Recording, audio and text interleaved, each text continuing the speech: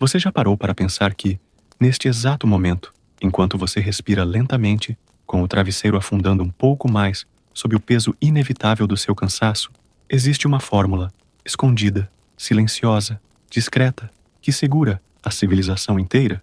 Não, não é a fórmula da Coca-Cola, nem aquela receita milagrosa de bolo de cenoura que nunca dá certo. Estou falando de uma sequência de símbolos que você provavelmente foi forçado a decorar lá no 8º ou 9º ano, talvez sob ameaça de reprovação, talvez apenas porque o professor disse que cai na prova a fórmula de Bhaskara. Sim, ela mesma. Hoje, nesta aula boa para dormir, ou para fingir que está ouvindo, vamos, com muita calma, mas nenhuma pressa, entender por que a famosa fórmula do 2º grau é, de maneira tão silenciosa quanto absoluta, a responsável por você ter eletricidade na tomada, por pontes não desabarem quando você passa e, mais importante, por ter sido a fonte de um dos maiores traumas escolares da sua vida. Tudo isso, claro, explicado do modo mais detalhado, entediante e relaxante possível, para que você possa, entre um bocejo e outro, aprender alguma coisa, ou, quem sabe, simplesmente adormecer. Não precisa pegar papel, nem caneta, muito menos procurar aquela calculadora científica que ficou esquecida numa gaveta, junto com um compasso enferrujado e uma borracha mordida. Aqui, ninguém vai te obrigar a resolver nenhuma equação, nem a encontrar o misterioso X. Aliás, o X, que personagem curioso, sempre sendo procurado, mas raramente compreendido. Talvez, depois deste vídeo, você finalmente perceba que ele não era o vilão, e sim, apenas mais uma vítima do sistema educacional. Pode se ajeitar melhor aí na cama, ajustar o travesseiro, diminuir a luz ou até apagar. Afinal, a intenção é que, no final deste vídeo, você esteja mais relaxado do que um aluno que acabou de sair de uma prova de matemática, confiante de que passou ou resignado de que vai fazer recuperação. De qualquer modo, parabéns. Você escolheu uma das histórias mais matematicamente monótonas para adormecer. E claro, se por acaso você ainda estiver ouvindo isso em velocidade 0,75, parabéns. Você já está, estatisticamente, mais próximo do sono profundo do que da compreensão completa da fórmula de Bhaskara. Mas não se preocupe, a aula vai começar devagar, muito devagar, quase tão lentamente quanto o tempo passa durante aquela última aula da sexta-feira, quando o professor resolve, justamente, ensinar a fórmula que segura a civilização. Então, respire fundo e vamos lá. Ou talvez nem precisamos ir. Basta ficar aqui, parado, ouvindo, enquanto a matemática e o sono, lentamente, se misturam. Imagine agora aquele momento clássico, quase um rito de passagem, que ocorre em toda a escola. O professor entra na sala, com aquele olhar determinado, ou talvez apenas cansado, e escreve na lousa, com o giz rangendo lentamente, a seguinte sequência: delta igual a b ao quadrado, menos 4ac. E pronto. O pânico está instaurado. É como se uma criatura adormecida, que vive no inconsciente coletivo de todos os alunos, tivesse acabado de despertar, bocejando e esfregando os olhos, pronta para lançar sua sombra sobre a sala inteira. Alguns alunos fingem copiar, outros apenas observam a lousa com o mesmo olhar que teriam diante de um enigma alienígena. E há sempre aquele, no fundo da sala, que cochicha: o que é esse triângulo mesmo? É nesse cenário, aparentemente banal, que se estabelece um dos climas mais intensos do universo escolar. O pânico silencioso da aula de matemática.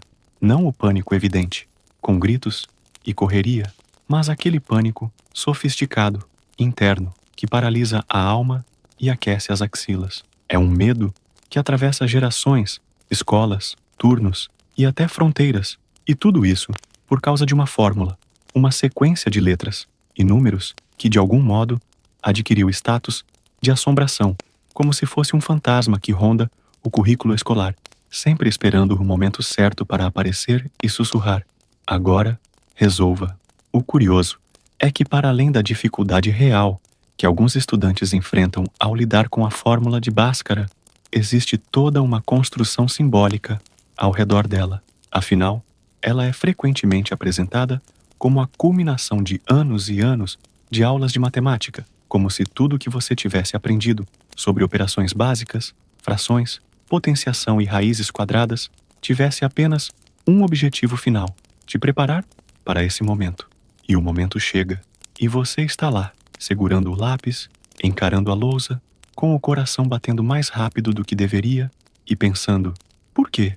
E é justamente essa pergunta que nos guia agora. Por que essa fórmula causa mais pânico do que, por exemplo, uma chamada oral de literatura ou um trabalho em grupo de ciências? A resposta é complexa, multifacetada e, claro, entediante, como deve ser.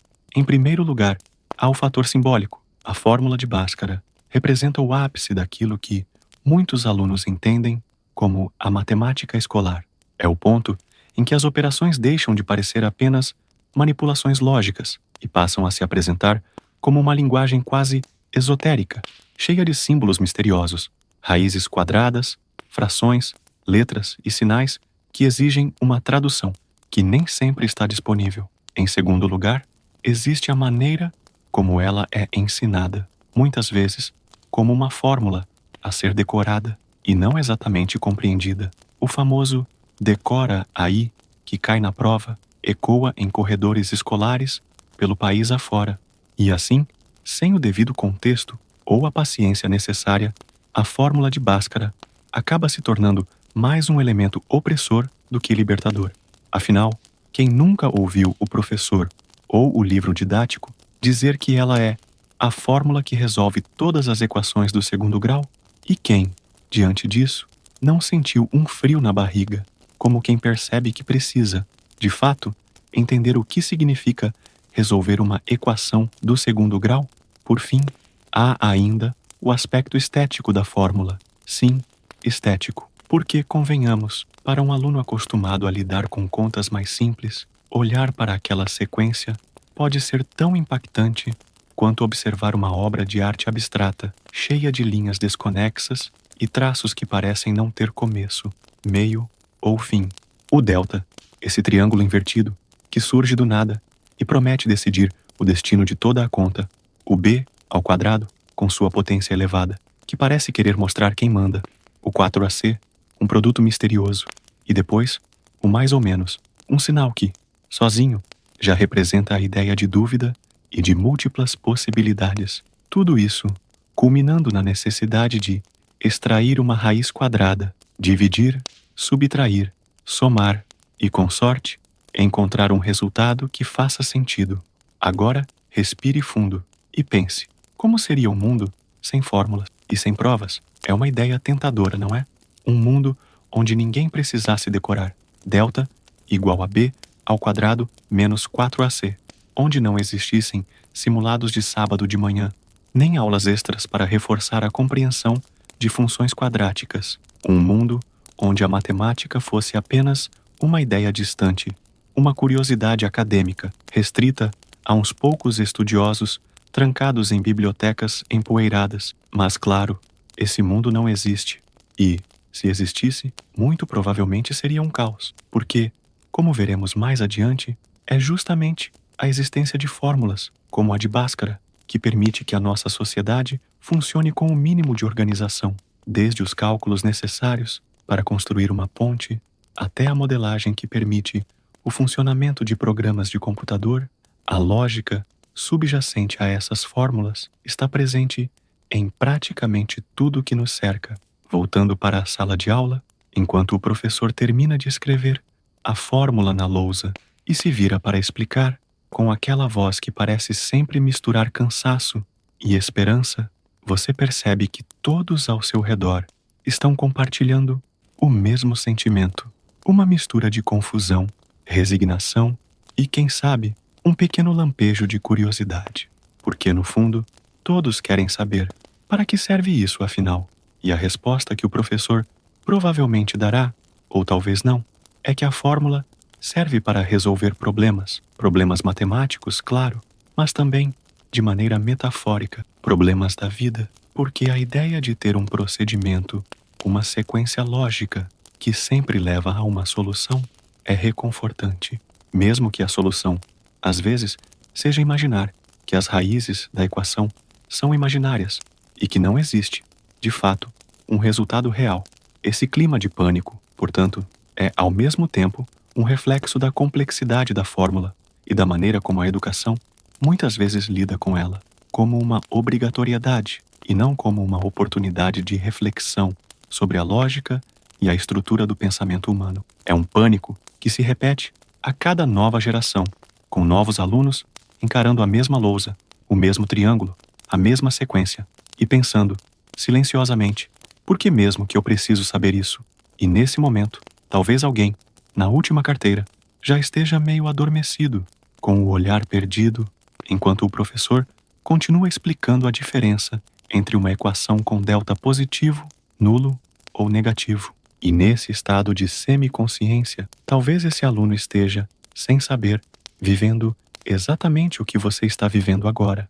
Uma aula boa para dormir, onde o pânico da matemática se transforma, lentamente, em uma espécie de tranquilidade ou em um convite irresistível ao sono. E assim, o clima de pânico na aula de matemática, que começa com a escrita da fórmula na lousa, termina, muitas vezes, com um leve ronco vindo do fundo da sala, misturando-se ao som monótono da voz do professor e ao suave arranhar do giz no quadro, compondo uma sinfonia discreta, mas poderosa, de uma das experiências escolares mais universais e, ao mesmo tempo, mais entorpecentes da vida moderna.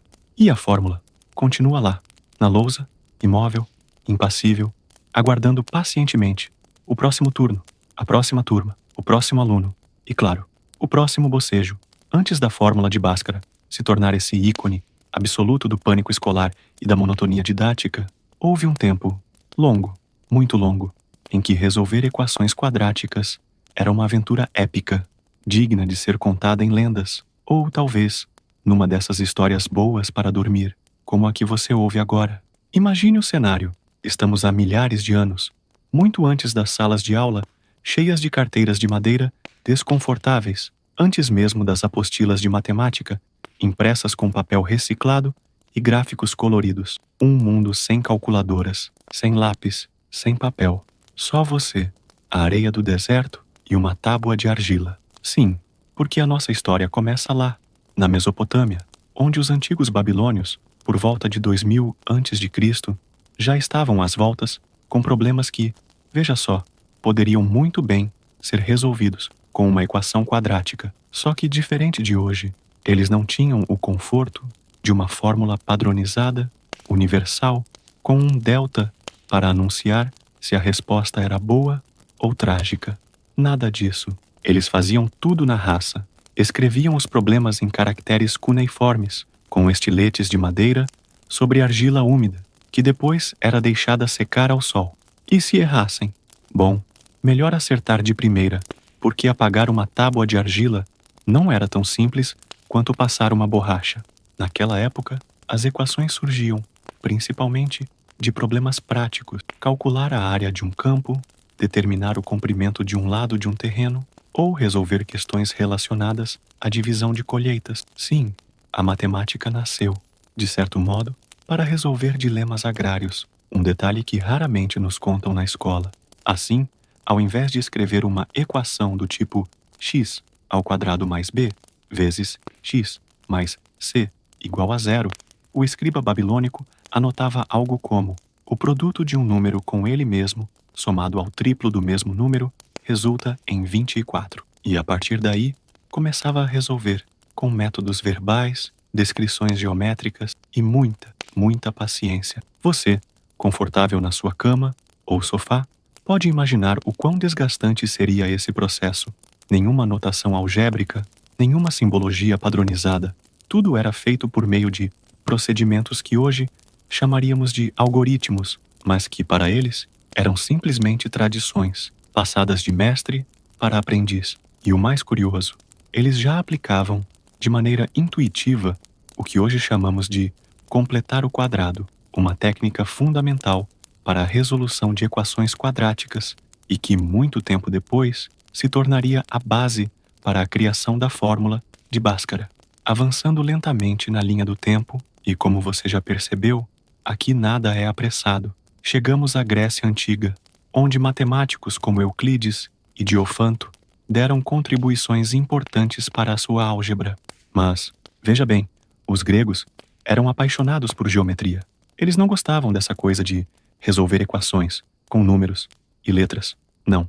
Para eles, resolver uma equação era uma questão de desenhar, literalmente. Então, ao invés de fazer como fazemos hoje, eles montavam figuras geométricas, quadrados, retângulos, segmentos de reta e, ao manipular essas formas, encontravam as soluções. Assim, uma equação do tipo x ao quadrado mais b vezes x mais c igual a zero era representada por um quadrado de lado x, somado a um retângulo de dimensões b e x, que deveria no final equivaler a uma determinada área c.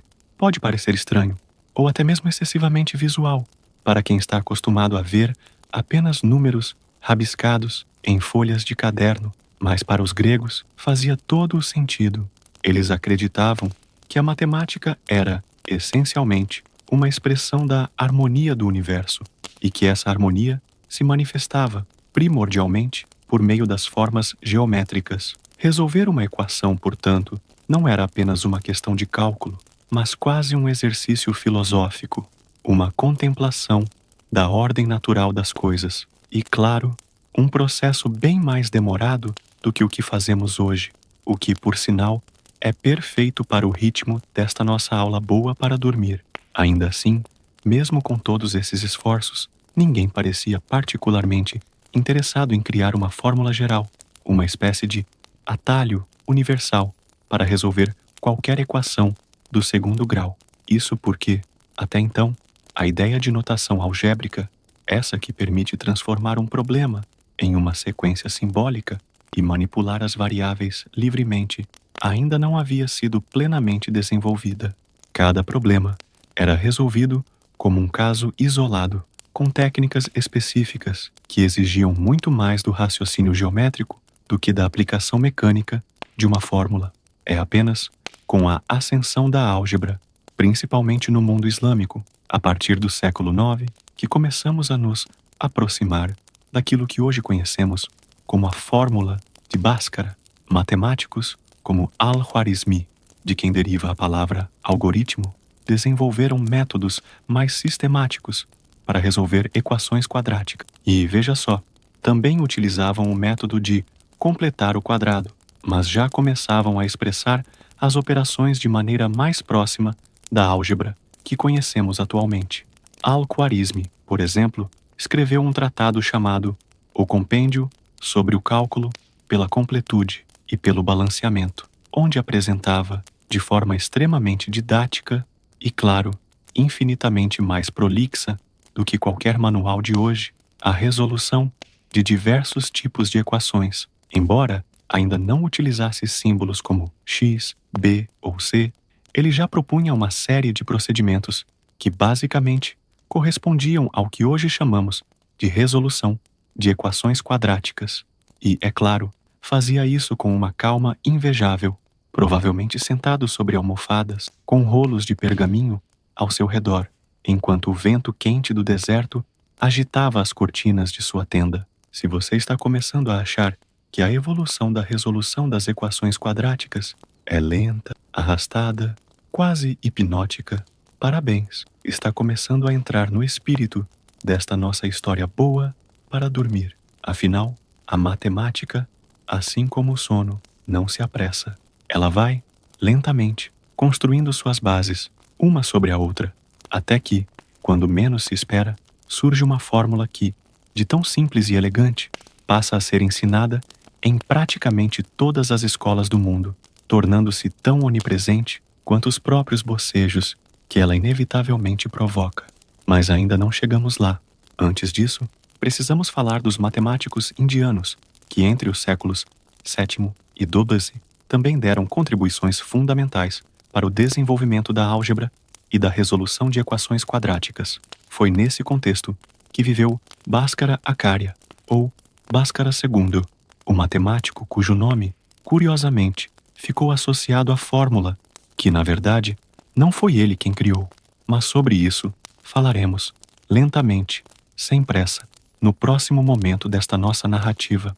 Por ora, é importante perceber como, ao longo de milênios, a humanidade foi, aos poucos, construindo o conhecimento necessário para que a resolução das equações quadráticas se transformasse de um processo geométrico, manual, muitas vezes visual, para um procedimento algébrico, simbólico e, em última instância, mecânico. E, claro, ao fazer isso, a matemática foi se tornando cada vez mais uma linguagem universal, capaz de descrever fenômenos físicos, arquitetônicos, astronômicos ou simplesmente de deixar um aluno de ensino fundamental desesperado na noite anterior à prova. Assim, ao imaginar esse longo caminho que começa com tábuas de argila na Mesopotâmia, passa por desenhos geométricos na Grécia, ganha sistematização com os matemáticos árabes e, por fim, recebe uma difusão global, você pode perceber como a fórmula de Bhaskara não surgiu do nada.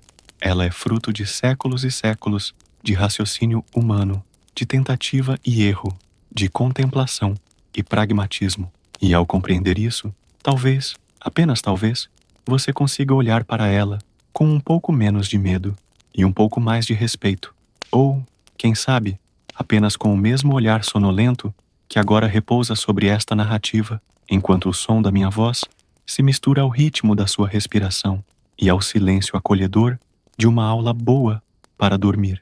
Porque, no final das contas, a matemática pode até não ser a coisa mais emocionante do mundo, mas com certeza é uma das mais constantes. E como o sono, ela sempre, sempre volta. Vamos começar com uma revelação que pode, ou não, abalar as suas memórias escolares. Bhaskara não criou a fórmula de Bhaskara. Sim, pode parecer estranho, confuso, ou até mesmo uma pegadinha de professor cansado na última aula da sexta-feira, mas a realidade é essa. A famosa fórmula que você decorou, rabiscou em folhas de prova e provavelmente esqueceu assim que saiu da escola, não foi inventada por Bhaskara Acharya, o matemático indiano do século XII, cujo nome ficou, injustamente ou não, eternamente vinculado a essa equação. Mas antes de nos aprofundarmos nesse pequeno, grande equívoco histórico, vale a pena conhecer, lentamente, quem foi Bhaskara Acharya, ou Bhaskara II, como preferem alguns. Nascido na Índia, em 1114 d.C., Bhaskara foi um verdadeiro gênio da matemática, da astronomia e, como todo bom intelectual da época, também arriscava uns palpites em filosofia e astrologia. Filho de um astrônomo conceituado, Bhaskara cresceu cercado por pergaminhos, instrumentos de medição rudimentares e, provavelmente, muitas noites olhando para o céu estrelado, enquanto pensava, vagarosamente, sobre como explicar os movimentos dos astros e os mistérios dos números. Entre suas obras mais importantes está o Lilavati, um tratado de matemática que, curiosamente, recebeu esse nome em homenagem à sua filha, Lilavati, a quem Bhaskara queria ensinar matemática de maneira delicada, como quem embala alguém para dormir. Veja só, uma espécie de precursor, ainda que inconsciente, deste nosso projeto de transformar temas matemáticos em histórias boas para dormir. No Lilavati, Bhaskara aborda diversos tópicos, incluindo aritmética, álgebra e geometria, tudo com uma linguagem que buscava ser acessível, embora, para os padrões contemporâneos, soe incrivelmente prolixa e, claro, sonolenta. Mas, mesmo com toda essa produção intelectual, a tal fórmula que hoje leva seu nome, aquela que começa com -b, seguida pelo temido mais ou menos, e termina com a divisão por 2 vezes a, não foi criada por ele. Na verdade, como vimos anteriormente, o método que embasa essa fórmula já vinha sendo desenvolvido, de maneira gradual e fragmentada, por diversos matemáticos, ao longo dos séculos, desde os babilônios, passando pelos gregos, até chegar aos matemáticos islâmicos, como Al-Khwarizmi, que no século IX já descrevia procedimentos bastante similares ao que, hoje, chamamos de resolução da equação do segundo grau. O que Bhaskara fez, de fato, foi contribuir significativamente para o avanço da álgebra sistematizando métodos, aprimorando técnicas e deixando obras que influenciaram gerações de estudiosos, especialmente no mundo oriental.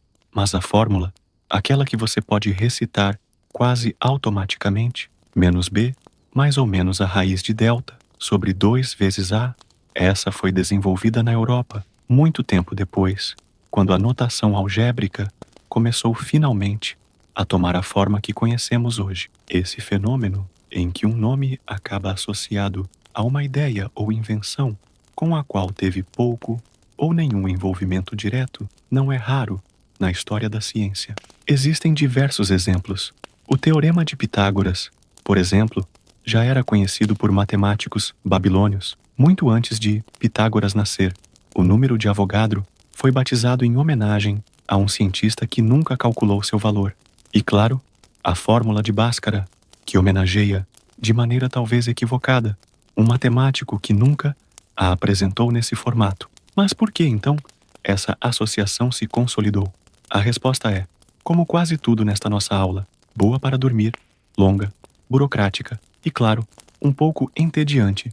Tudo indica que, no Brasil e em alguns outros países de língua portuguesa, a fórmula passou a ser chamada de Fórmula de Bhaskara, por influência de manuais didáticos e livros escolares que, ao tratar da álgebra clássica indiana, mencionavam Bhaskara como um dos grandes expoentes da área. A partir daí, numa sucessão de simplificações e generalizações típicas da transmissão oral e escrita do conhecimento, a fórmula quadrática foi sendo, progressivamente, associada ao seu nome, até que hoje, para boa parte dos estudantes brasileiros, Bhaskara e a resolução de equações do segundo grau são praticamente sinônimos. Em outros países, porém, a situação é diferente.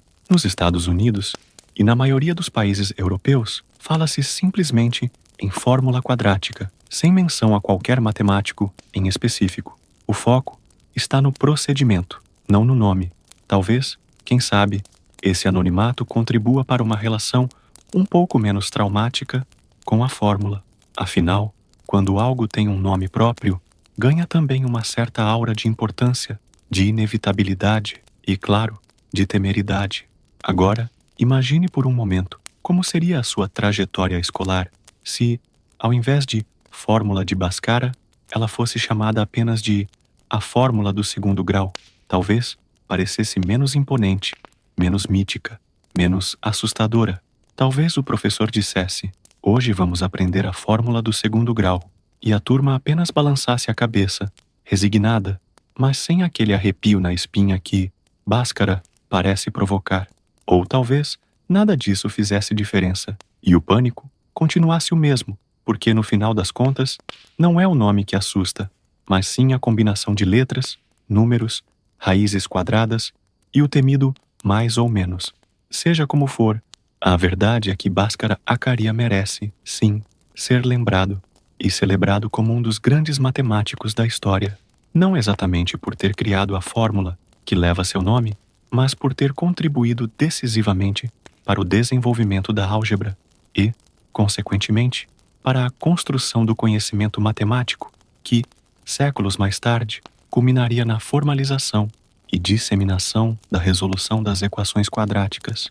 Sua obra serviu de ponte entre as tradições matemáticas indianas, árabes e ocidentais, e seu legado, ainda que muitas vezes mal interpretado ou exagerado, permanece vivo nas salas de aula e agora, também, nesta nossa aula boa para dormir.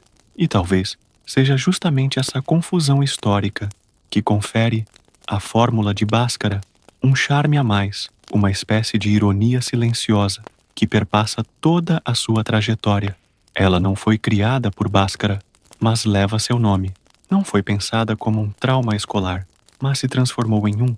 Não foi concebida como um mistério insondável, mas se tornou um dos símbolos máximos do medo matemático. E, no entanto, continua lá, impressa em livros, escrita em quadros negros, murmurada por professores e decorada por gerações de estudantes que, invariavelmente, a esquecem logo depois da prova, como quem apaga um número de telefone antigo ou um endereço que nunca mais vai precisar.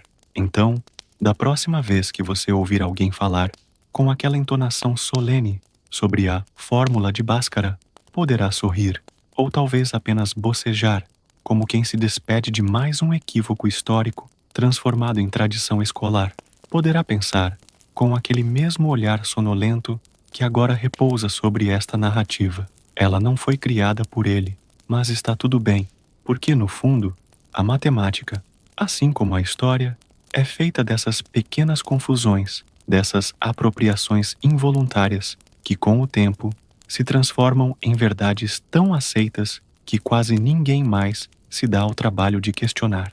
E é justamente nesse ponto que nossa aula boa para dormir se ancora, não no desejo de corrigir definitivamente o equívoco, nem de decretar um veredito sobre quem deve ou não ter seu nome associado à fórmula, mas apenas no prazer moroso de percorrer lentamente as curvas tortuosas da história do conhecimento humano, apreciando cada detalhe, cada pausa, cada pequena ironia, até que, sem perceber, o raciocínio se dilui, o olhar se perde e a consciência começa a flutuar suavemente para aquele território nebuloso entre o aprendizado e o sono, onde as fórmulas se confundem com os sonhos e os nomes perdem sua rigidez, dissolvendo-se numa calmaria matemática, onde, finalmente, não é preciso resolver nada, nem mesmo a eterna equação do segundo grau.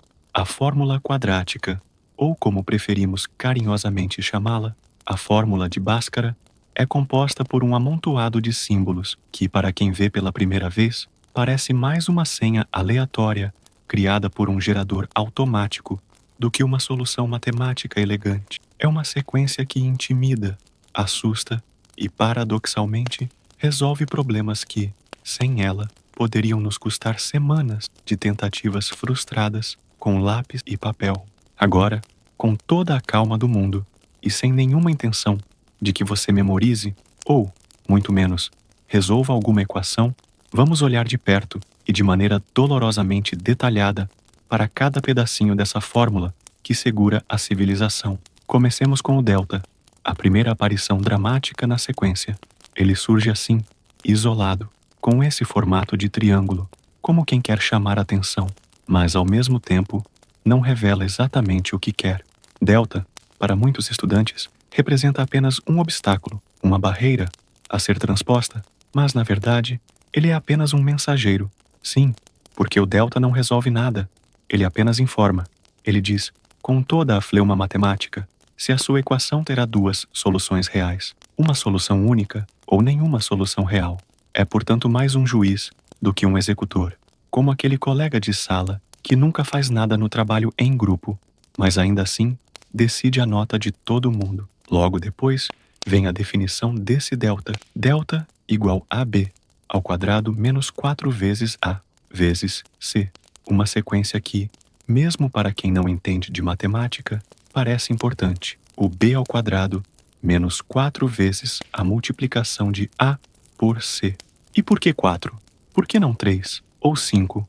Aqui não há espaço para improvisos. O 4 é uma consequência direta da estrutura geométrica da equação quadrática, embora, convenhamos, ninguém pense nisso quando está desesperado, rabiscando a prova, com o tempo esgotando e o suor escorrendo pela têmpora. O delta, ao ser calculado, define o próximo passo, que é, talvez, a parte mais icônica da fórmula, o famoso menos b, mais ou menos a raiz de delta.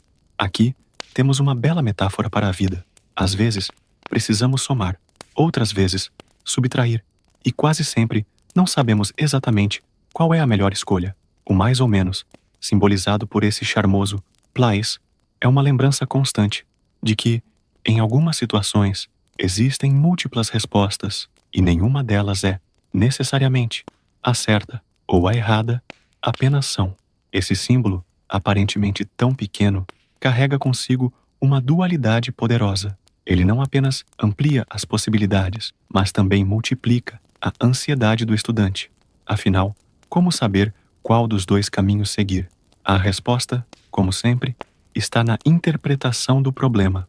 Mas isso raramente é dito com clareza na hora da explicação. Fica subentendido, como tantas outras coisas na vida escolar, que você deve simplesmente saber. E então, após o mais ou menos, temos a raiz quadrada de delta, um momento emblemático que transforma a matemática em uma espécie de ritual. Extrair a raiz, descobrir o número que, elevado ao quadrado, resultaria naquele delta que você acabou de calcular. Aqui, muitos se perdem, não tanto pela dificuldade do cálculo em si, mas pelo temor quase místico que a raiz quadrada inspira. É como abrir uma caixa lacrada, sem saber exatamente o que vai encontrar dentro. Será um número inteiro, redondo, simples, ou uma dízima periódica infinita, pronta para arruinar sua esperança de terminar a conta, ainda nesta encarnação? Depois dessa operação, que alguns executam com precisão cirúrgica e outros com resignação silenciosa, chegamos à parte final da fórmula, dividir tudo isso por segunda. E aqui está um dos pontos mais subestimados da fórmula de Bhaskara. O divisor, 2 vezes A, parece, à primeira vista, apenas um ajuste, uma formalidade, mas na verdade, é ele que normaliza todo o processo. Sem ele, o resultado não faria sentido. Seria uma aproximação grotesca, uma mentira matemática. Dividir por segunda é como ajustar o foco da lente antes de tirar uma foto. Garante que o que você vê é, de fato, a imagem correta. O A, claro, é o coeficiente que acompanha o termo quadrático da equação original, aquela que, inevitavelmente, todo professor escreve na lousa antes de começar a explicar qualquer coisa. A vezes x ao quadrado mais b vezes x mais c igual a zero. E veja bem, cada uma dessas letras, A, B e C, carrega sua importância, embora o aluno médio, muitas vezes, veja nelas apenas obstáculos intransponíveis. O A determina a concavidade da parábola, associada à função. O B influencia o deslocamento. O C define o ponto de interseção com o eixo μ. Mas nada disso importa muito na prática do dia a dia escolar, onde tudo se resume a identificar corretamente quem é quem, substituir na fórmula e torcer para que a conta não seja insuportavelmente longa. Esse processo de substituição, por sua vez, é um ritual quase litúrgico. O professor escreve a fórmula, repete que deve ser decorada, muitas vezes sem explicar muito bem porquê, e os alunos, resignados, começam a encaixar os números nos seus devidos lugares. Menos b, mais ou menos a raiz de b ao quadrado, menos 4 vezes a vezes c, tudo sobre 2 vezes a. O ritual se repete, ano após ano, geração após geração, como uma tradição silenciosa e imutável, mais resistente até do que algumas crenças populares. E claro, como não poderia deixar de ser, há sempre aquele momento clássico em que, após terminar a conta, o aluno percebe que esqueceu de colocar o sinal de mais ou menos, ou esqueceu de dividir por 2 vezes A, ou confundiu o valor do B com o do C. Pequenos deslizes que, no mundo da matemática escolar, são suficientes para transformar um resultado certo em uma catástrofe avaliativa. E é nesse ponto que a fórmula de Bhaskara se revela, mais uma vez, não apenas como um procedimento matemático, mas como uma metáfora para a vida, um caminho cheio de armadilhas, onde a atenção aos detalhes é tão ou mais importante do que o domínio das técnicas. O mais curioso, ou talvez o mais cruel, é perceber que, apesar de todo esse esforço, a maioria das pessoas nunca mais utilizará essa fórmula depois de deixar a escola. Ela se tornará apenas uma lembrança vaga, um eco distante de um tempo em que a principal preocupação era resolver equações e não pagar boletos ou enviar e-mails profissionais. E ainda assim, mesmo esquecida, a fórmula de Bhaskara permanecerá atuando nos bastidores da civilização, sendo aplicada, consciente ou inconscientemente, por engenheiros, arquitetos, cientistas e por toda sorte de profissionais que dependem da álgebra para modelar o mundo.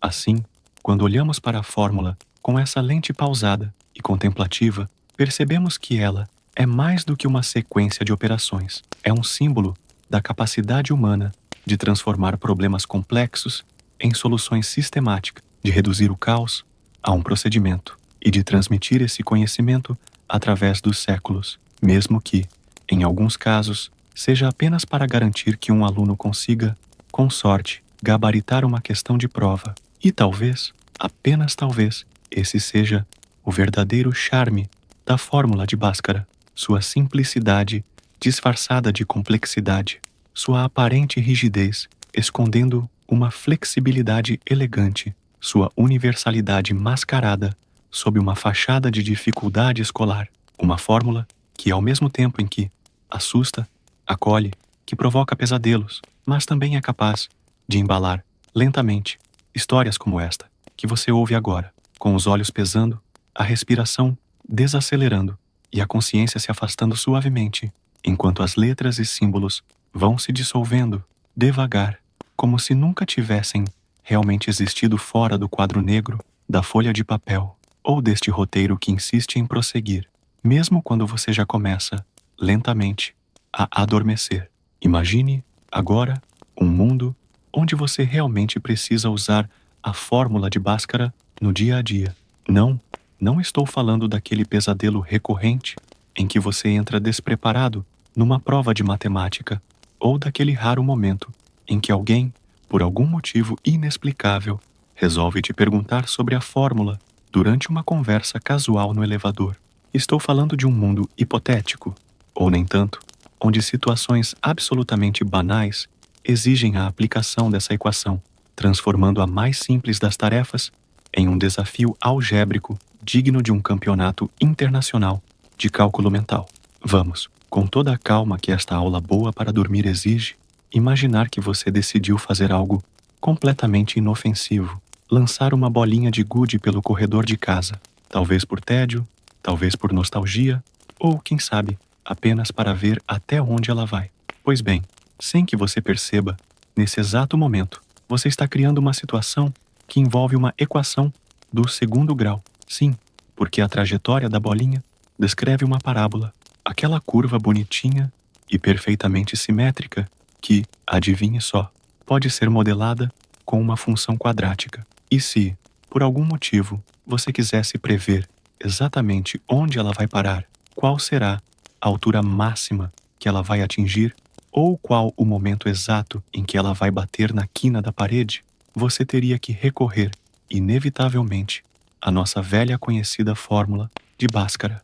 A mesma coisa aconteceria se, num dia de inspiração, você resolvesse ajudar seu sobrinho a construir um carrinho de rolimã, daqueles que pegam uma descida íngreme e disparam até encontrar um obstáculo, ou um parente desesperado tentando impedir um acidente. Se você quisesse calcular a velocidade ideal para que o carrinho parasse exatamente na linha de chegada, sem ultrapassá-la, ou a inclinação da rampa para que o carrinho não capotasse no meio do caminho, novamente, equações quadráticas, e no centro delas, com a paciência infinita que só uma fórmula pode ter, lá estaria ela, menos b, mais ou menos a raiz de delta, tudo sobre 2 vezes a.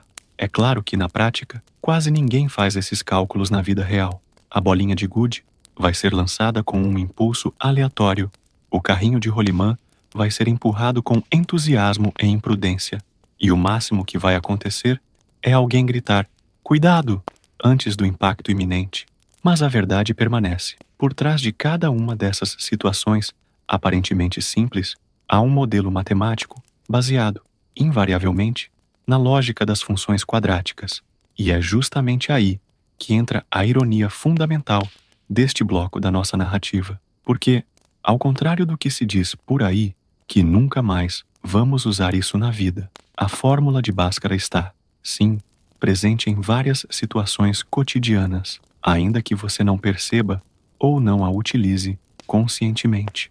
Ela está embutida em softwares de engenharia, nos algoritmos que desenham gráficos animados, em videogames, nos cálculos estruturais que permitem que pontes e edifícios se mantenham de pé, e até na modelagem de movimentos de objetos em aplicativos de física para celulares. Pense, por exemplo, na construção de uma ponte para que ela suporte o peso dos veículos, resista aos ventos e não desabe sob a ação da gravidade. Engenheiros precisam calcular as forças que atuam sobre cada uma das suas partes.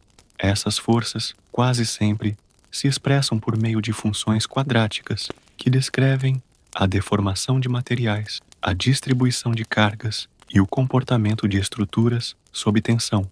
E no coração desses cálculos, escondida entre planilhas, softwares especializados e gráficos tridimensionais, está ela, a nossa velha fórmula de Bhaskara.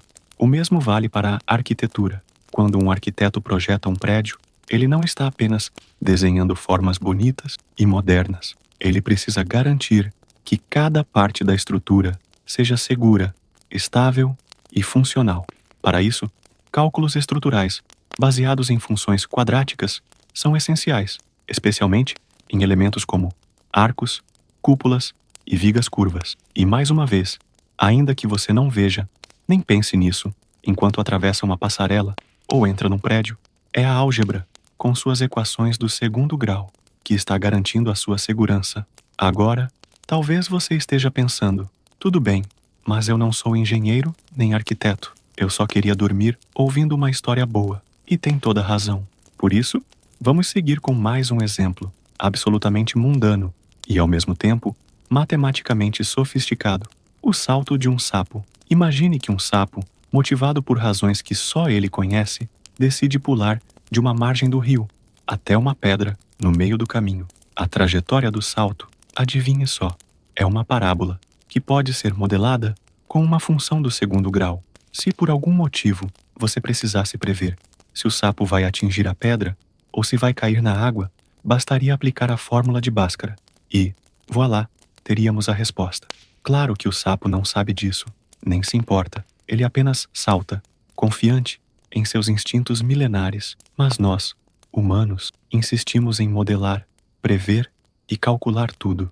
E graças a essa obsessão, conseguimos desenvolver desde pontes suspensas até espaçonaves. Sim, até mesmo as trajetórias interplanetárias, aquelas que permitem que sondas sejam enviadas a Marte ou que satélites orbitem a Terra, são, em parte, calculadas com base em funções quadráticas e suas respectivas soluções. E aqui entra mais um detalhe interessante que merece ser contemplado com a lentidão e o cuidado que só uma boa aula para dormir pode oferecer.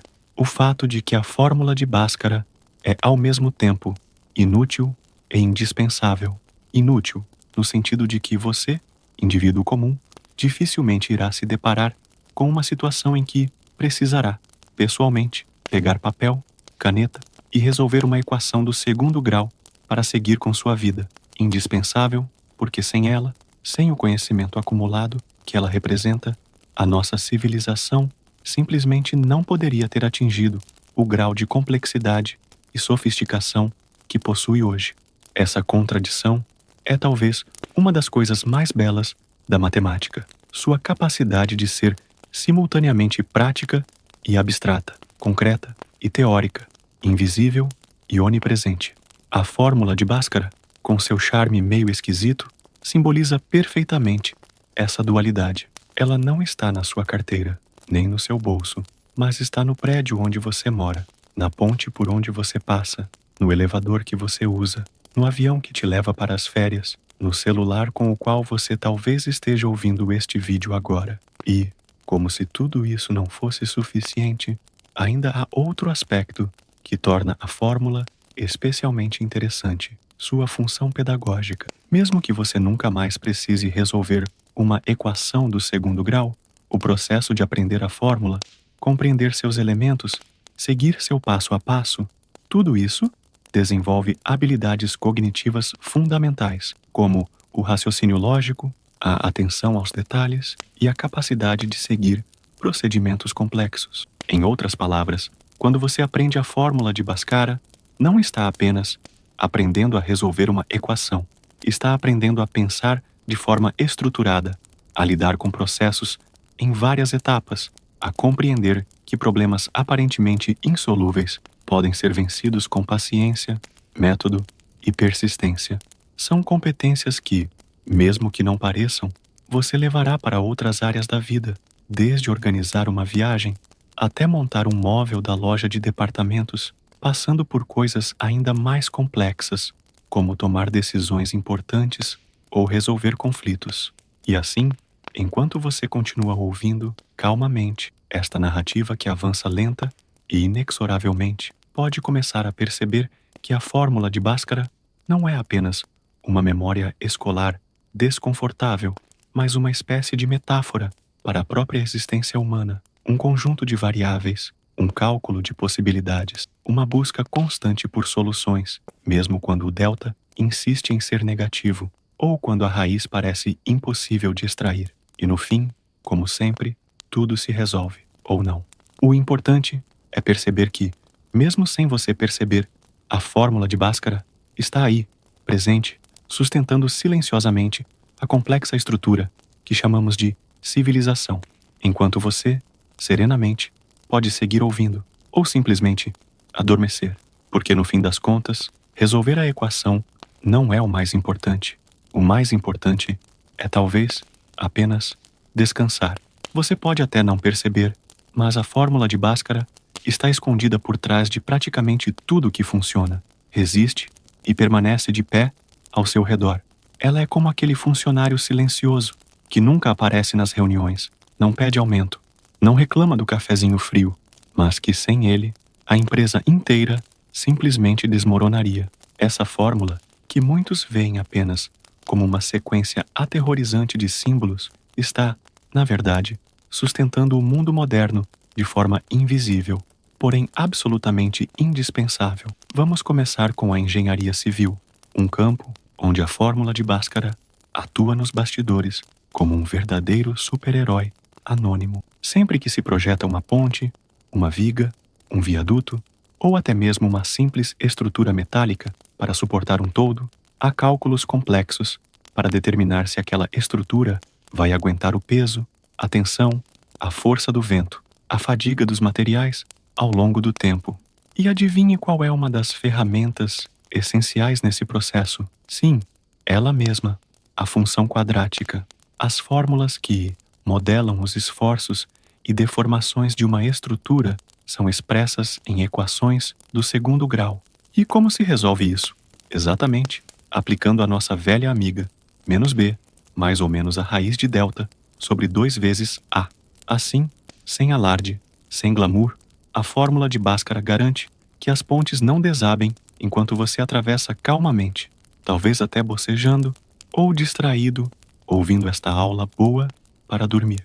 Cada parafuso, cada barra de ferro, cada cabo de sustentação está ali, dimensionado graças a cálculos matemáticos que derivam, direta ou indiretamente, da lógica implacável das funções quadráticas. O prédio onde você mora, o shopping onde você passeia, o estádio onde você assiste aquele jogo entediante, tudo isso depende de estruturas calculadas, com a ajuda de equações do segundo grau. E, se você acha que isso já é suficiente para considerar a fórmula importante, espere até pensar na arquitetura, porque a arquitetura não é apenas estética, não se trata apenas de criar formas bonitas, arrojadas ou minimalistas. Trata-se, antes de tudo, de garantir que essas formas sejam viáveis, estáveis e seguras. Ao projetar uma cúpula, um arco, uma rampa, o arquiteto precisa recorrer a modelos matemáticos que descrevem como as forças se distribuem ao longo da estrutura. E muitas dessas forças, veja só, se comportam de maneira quadrática. Pegue, por exemplo, uma simples escada em espiral.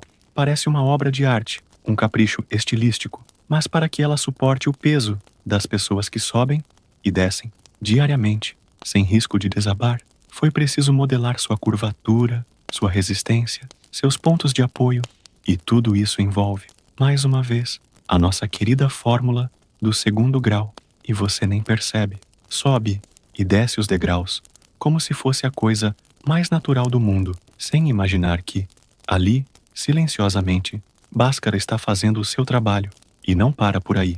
A tecnologia, essa entidade quase mística que rege a vida contemporânea, também depende profundamente das equações quadráticas. Quando você joga aquele videogame em que o personagem precisa pular de uma plataforma para outra, ou quando assiste a um filme com efeitos especiais que simulam explosões, quedas e saltos espetaculares, há, por trás dessas imagens, complexos algoritmos matemáticos que modelam os movimentos de acordo com as leis da física.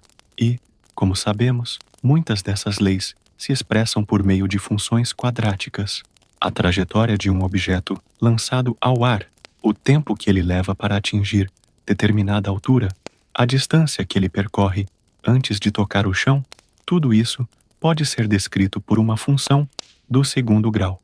Assim, os programadores que criam esses jogos e filmes precisam incorporar essas funções aos seus códigos, ajustando variáveis, calibrando efeitos, garantindo que tudo pareça realista ou, ao menos, plausível dentro da lógica do jogo ou do filme. E mais uma vez, lá está ela, a fórmula de Bhaskara, discretamente embutida nos cálculos, garantindo que o personagem pouse suavemente na plataforma, ao invés de atravessá-la ou flutuar inexplicavelmente no ar. Até mesmo no mundo das finanças, que parece tão distante da matemática escolar, a fórmula de Bhaskara deixa sua marca. Modelos de previsão econômica, cálculos de juros compostos, projeções de investimentos, todos podem, em algum momento, recorrer a equações do segundo grau para prever comportamentos, estimar riscos ou calcular pontos de equilíbrio. Imagine, por exemplo, que uma empresa queira descobrir qual é o preço ideal para maximizar seu lucro. Ela monta uma função que relaciona o preço do produto com o lucro obtido, e essa função, muitas vezes, tem a forma de uma parábola. O vértice dessa parábola indica o ponto máximo de lucro. E adivinhe como se encontra esse ponto? Exatamente, resolvendo uma equação do segundo grau. E assim, enquanto você talvez esteja lutando contra o sono, ou quem sabe já tenha se rendido a ele, a fórmula de Bhaskara continua lá, trabalhando incansavelmente em áreas que você nem imagina, garantindo que prédios sejam seguros, que jogos sejam divertidos, que filmes sejam impressionantes e que investimentos sejam, com alguma sorte, lucrativos. Mas talvez você esteja pensando, tudo bem, tudo isso é muito bonito, mas eu não sou engenheiro, arquiteto, programador, nem investidor. O que isso tem a ver comigo? E a resposta é tudo, porque mesmo que você não use a fórmula diretamente, você vive num mundo moldado por ela. Cada vez que entra em um elevador e confia que ele vai parar suavemente no andar desejado, ou que atravessa uma passarela sem medo de que ela desabe, ou que assiste tranquilamente a um filme enquanto o prédio permanece firmemente ancorado no solo, você está, ainda que inconscientemente, confiando no trabalho silencioso da matemática e, mais especificamente, das funções quadráticas. A fórmula de Bhaskara é, portanto, uma espécie de fundação invisível da civilização, uma engrenagem silenciosa que move o mundo sem jamais pedir reconhecimento ou aplausos. Ela não aparece nas manchetes dos jornais, não vira tema de debates acalorados nas redes sociais e dificilmente será lembrada em discursos de formatura, mas ela está lá, constante, resiliente, imutável, garantindo que tudo funcione como deve. E há algo poeticamente entediante nisso. Saber que, enquanto você respira lentamente, talvez já com os olhos pesados, existe uma fórmula que, silenciosamente, sustenta o mundo. É uma daquelas reflexões que nos fazem perceber a beleza discreta das coisas que não vemos, como o som do ar condicionado ao fundo ou o leve tilintar de um relógio distante. A fórmula de Bhaskara está sempre presente, mas raramente é notada. E talvez seja justamente essa sua maior qualidade: ser eficiente sem ser ostensiva, ser essencial sem ser invasiva, ser complexa sem ser arrogante. Apenas existir, cumprindo sua função, enquanto você segue com a sua vida, atravessando pontes, morando em prédios, jogando videogames, assistindo a filmes, fazendo compras online e, eventualmente, ouvindo aulas boas para dormir como esta, onde a única coisa que se espera de você é talvez simplesmente relaxar.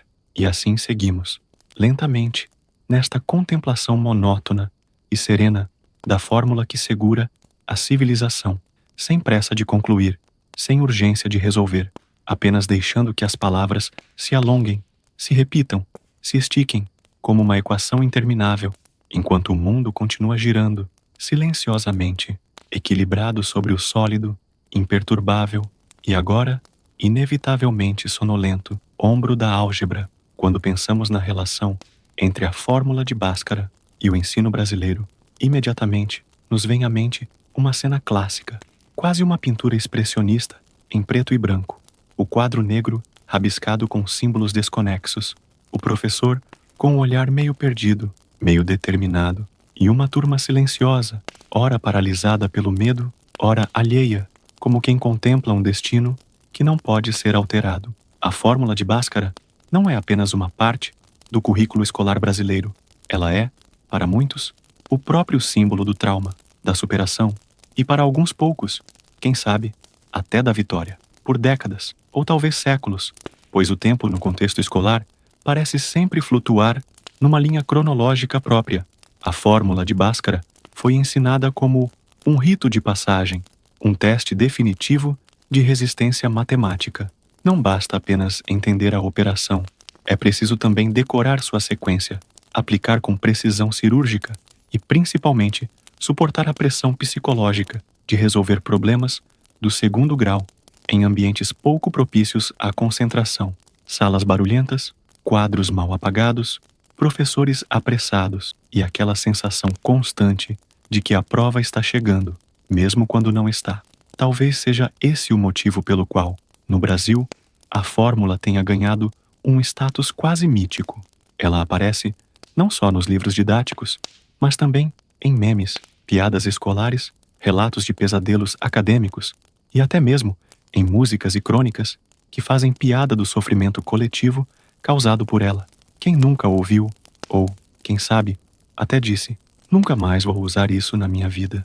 E, no entanto, lá estava ela, novamente, na próxima prova, como uma entidade imortal, um desafio que não se pode evitar, apenas encarar. Esse fenômeno é particularmente interessante porque não acontece com outros conteúdos da matemática escolar com a mesma intensidade. Frações, regra de 3, até mesmo geometria analítica, tudo isso passa, é assimilado ou esquecido, mas sem o mesmo peso emocional. Já a fórmula de Bhaskara, essa carrega consigo uma aura especial, um magnetismo negativo que faz com que muitos a temam antes mesmo de compreendê-la, criando uma espécie de ciclo vicioso de ansiedade, confusão e, claro, mais trauma. É curioso observar como os livros didáticos brasileiros apresentam a fórmula, sempre com aquela frase que parece um convite ao desespero. Agora que aprendemos as funções quadráticas, é hora de resolvermos as equações do segundo grau com a fórmula de Bhaskara.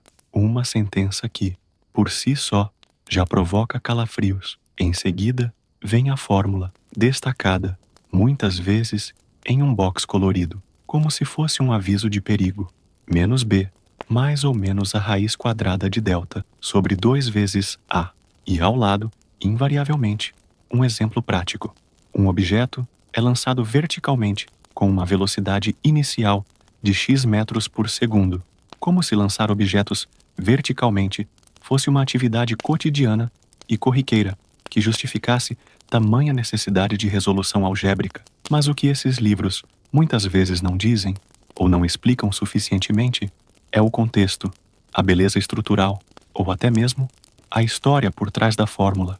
Ela surge, seca, abrupta, como um dogma que deve ser aceito, memorizado e reproduzido sem questionamento. E talvez seja justamente essa abordagem que contribua para que a fórmula seja tão temida quanto mal compreendida. Porque, no fim das contas, não é tanto a dificuldade do cálculo que assusta, mas o modo como ele é apresentado como um obstáculo intransponível e não como uma ferramenta útil, um recurso interessante ou mesmo uma metáfora elegante sobre o modo como organizamos o pensamento humano. E claro, essa relação tensa não se dá apenas dentro das salas de aula, mas também no imaginário social brasileiro. A fórmula de Bhaskara é citada em piadas, que basicamente zombam da ideia de que a escola nos ensina coisas que não servem para nada na vida. Um dos memes mais famosos é justamente esse: anos de escola e nunca usei a fórmula de Bhaskara.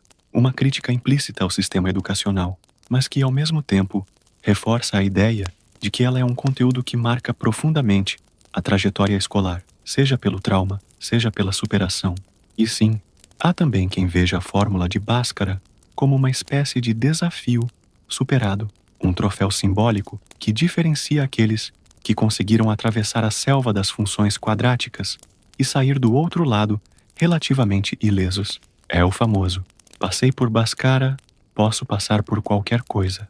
Uma frase que carrega, ao mesmo tempo, uma pitada de orgulho e de ressentimento, como quem se lembra de uma experiência difícil, mas que, de alguma forma, contribuiu para a formação do caráter. Essa visão da fórmula, como uma espécie de trauma escolar coletivo, também gera fenômenos curiosos, como os famosos grupos de estudo de Bhaskara, onde alunos se reúnem para tentar juntos decifrar o enigma aparentemente insolúvel. Nesses encontros, surgem as mais diversas estratégias: músicas para decorar a fórmula, mnemônicos criativos, piadas internas, tudo para transformar o processo, que poderia ser solitário e angustiante, em uma experiência, se não exatamente divertida, ao menos compartilhada. E há também os professores que tentam suavizar a passagem dos alunos por esse conteúdo, criando dinâmicas lúdicas, propondo atividades práticas ou até mesmo recorrendo a piadas autoirônicas. Não se preocupem, ninguém nunca mais vai usar isso, mas precisamos aprender mesmo assim. Uma frase que pode soar desanimadora, mas que para muitos alunos tem um efeito tranquilizador, como quem diz: calma, vai passar. No entanto, mesmo com todas essas tentativas de humanizar a abordagem da fórmula, ela segue sendo um dos principais motivos de ansiedade no ensino brasileiro. E talvez não haja como ser diferente. Afinal, trata-se de um conteúdo que exige não apenas a compreensão de conceitos abstratos, mas também a aplicação precisa de uma sequência de operações, onde qualquer erro pode comprometer todo o resultado. E é justamente aí que reside uma das ironias mais profundas desta nossa história boa para dormir. O fato de que a fórmula de Bhaskara, apesar de todo o medo que inspira, é, na verdade, um dos processos mais sistemáticos, previsíveis e seguros da matemática escolar. Ao contrário de conteúdos mais subjetivos, como interpretação de texto ou análise literária, a fórmula segue um roteiro fixo, uma receita infalível, onde, se você fizer cada passo corretamente, o resultado será, inevitavelmente, o correto. Não há espaço para interpretação ou subjetividade, apenas para a aplicação metódica de um procedimento. E, talvez, seja justamente isso que torne o seu ensino tão paradoxal. Ao mesmo tempo em que é uma fórmula exata, objetiva e previsível, ela se transforma, no imaginário escolar, em um monstro imprevisível, assustador e insuperável, como se o problema não estivesse na fórmula em si, mas no modo como ela é apresentada, contextualizada e, principalmente, experimentada pelos alunos. No fim, o que temos é um fenômeno educacional que ultrapassa a matemática e se inscreve na cultura, na memória afetiva e até mesmo na identidade dos estudantes brasileiros. A fórmula de Bhaskara é, simultaneamente, conteúdo, obstáculo, trauma, piada, metáfora, troféu e, claro, parte fundamental daquela narrativa coletiva que todos compartilham ao dizer: eu também passei por isso. E agora, enquanto você ouve esta história, talvez com os olhos pesados, a respiração desacelerando e a mente flutuando entre a consciência e o sono, pode perceber que a fórmula de Bhaskara é muito mais do que um conteúdo escolar, uma experiência que conecta gerações, uma tradição que, gostemos ou não, permanece viva, sustentada não apenas pela necessidade curricular, mas também por essa estranha combinação de medo, respeito, ironia e, quem sabe, até um pouco de afeto. E assim seguimos, lentamente, contemplando essa entidade que, ao mesmo tempo que nos causa arrepios, também nos ensina, silenciosamente, a importância da persistência, do método e da capacidade de enfrentar, mesmo que com um pouco de pavor, aquilo que nos parece, inicialmente, impossível. Porque, no fim das contas, a fórmula de Bhaskara está sempre lá, esperando, paciente, silenciosa, imóvel, como o quadro negro ao final da aula, onde, depois que todos os alunos já foram embora, o professor olha uma última vez para aquela sequência de símbolos e então apaga, lentamente, o giz, enquanto o eco da explicação ainda paira no ar, assim como esta narrativa que agora também se dissolve, lentamente, no silêncio confortável do seu descanso. O delta. Eis aqui uma das figuras mais emblemáticas, enigmáticas e, paradoxalmente, mal compreendidas da matemática escolar. O delta é aquele triângulo minúsculo, desenhado com 3 traços rápidos, que repousa no alto da fórmula, como quem observa, de uma posição privilegiada, o desenrolar de todo o drama algébrico que se seguirá. Mas, ao contrário do que muitos alunos possam pensar, ele não está ali apenas para enfeitar ou para complicar as coisas.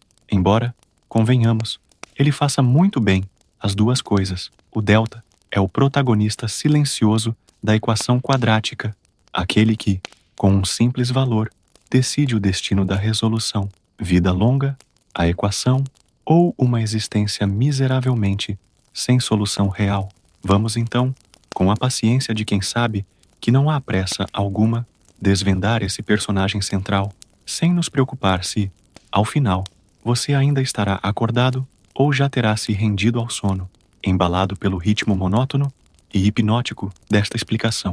O delta, representado pela letra grega D, nada mais é do que o discriminante da equação do segundo grau. Sim, discriminante.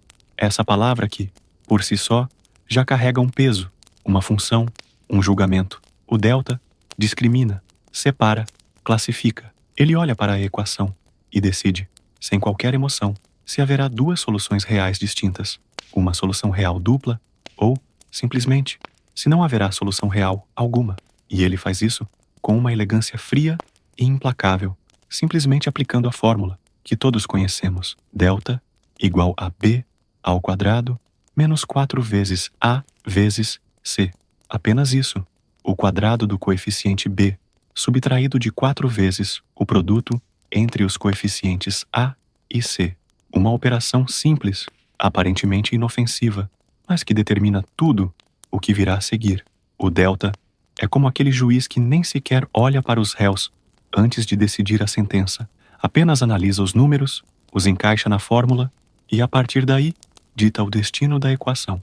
Agora, com a mesma lentidão com que o professor escreve a fórmula no quadro, vamos explorar, caso a caso, o que significa cada um dos possíveis valores do delta. Comecemos pelo mais comum, ou ao menos, o mais esperado: o delta positivo. Quando o delta é positivo, ou seja, maior que 0, temos um cenário favorável, quase alegre, diríamos, se fôssemos capazes de atribuir emoções a números. Nesse caso, a equação possui 2 raízes reais e distintas, ou seja, 2 soluções possíveis, 2 valores diferentes de x que satisfazem a equação.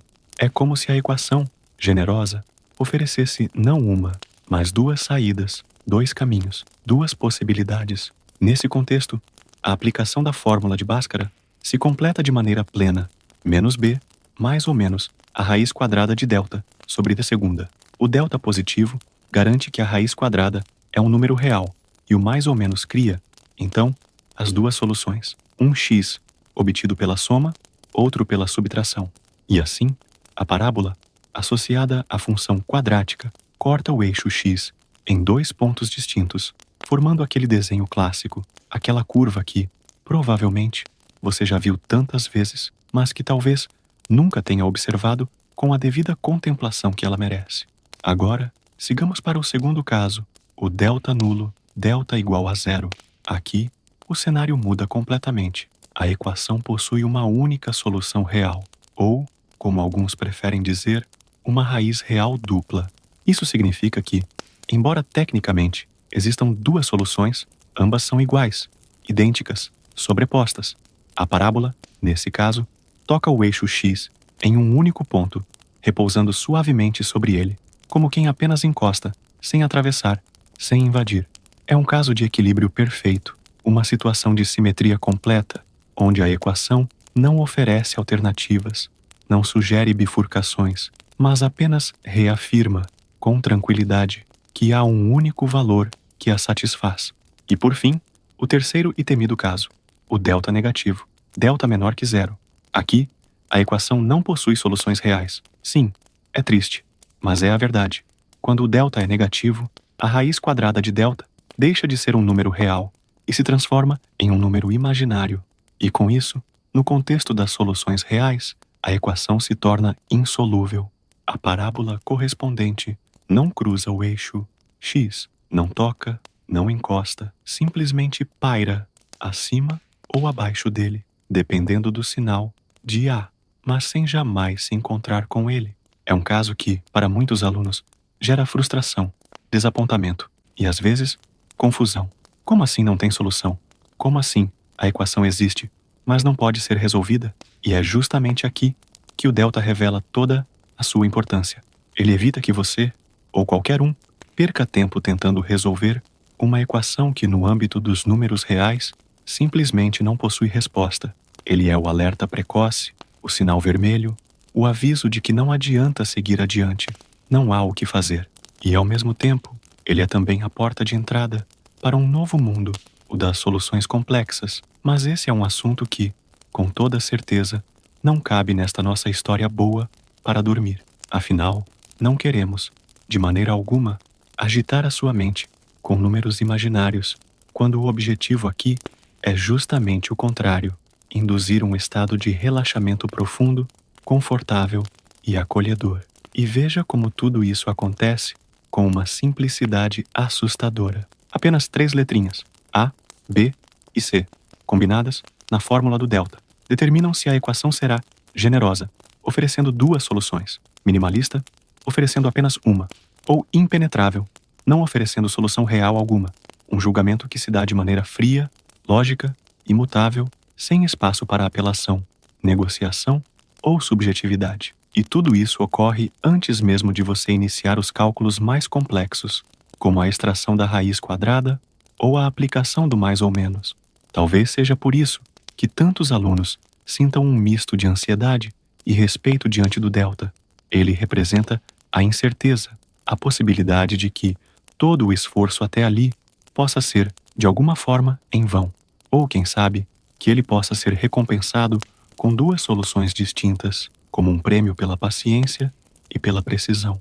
O delta é, assim, um árbitro silencioso, uma entidade que antecede e define o destino do problema, mas que, paradoxalmente, não é o problema em si, apenas a sua manifestação mais decisiva. E, como se não bastasse toda essa carga simbólica, o delta ainda carrega uma ironia fundamental.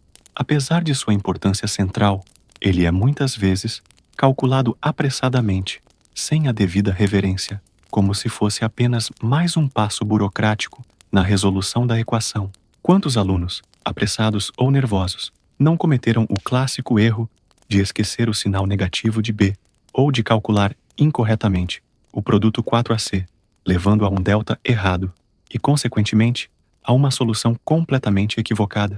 Quantas provas, quantos exercícios, quantos simulados foram perdidos, não por falta de compreensão da fórmula de Bhaskara, mas por um descuido na hora de calcular o delta, e, no entanto, ele continua lá, imperturbável, na sua posição de sempre, no topo da fórmula, como um guardião silencioso que observa e julga, mas jamais se explica. Ele não se justifica, não se defende, não precisa convencer ninguém de sua importância. Ele apenas é, e por ser, determina tudo. Agora, se você ainda estiver acordado, pode fazer um pequeno exercício mental, sem compromisso, sem cobrança, apenas uma contemplação serena. Imagine uma parábola, suave, desenhada com traços longos e contínuos, cruzando ou não cruzando o eixo X, dependendo do valor do delta que você escolheu. Imagine o ponto de interseção, ou a ausência dele, e perceba como, silenciosamente, essa imagem resume toda a essência do delta, um número que, embora escondido numa fórmula aparentemente inofensiva, carrega em si o poder de decidir sobre a existência ou inexistência de soluções, sobre a multiplicidade ou unicidade de respostas, sobre a possibilidade ou impossibilidade de cruzar o limiar entre o abstrato e o concreto. E assim, lentamente, vamos encerrando esta contemplação sobre o delta, essa parte mais famosa, e, paradoxalmente, menos compreendida da fórmula de Bhaskara.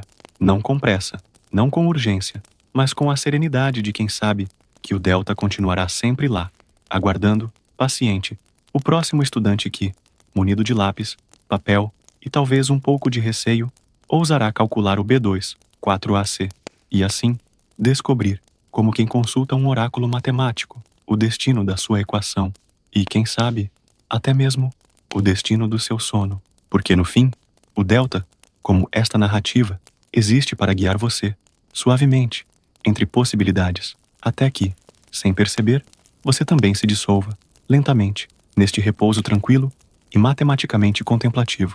Imagine, agora, aquele momento clássico que se repete ano após ano, sala após sala, geração após geração.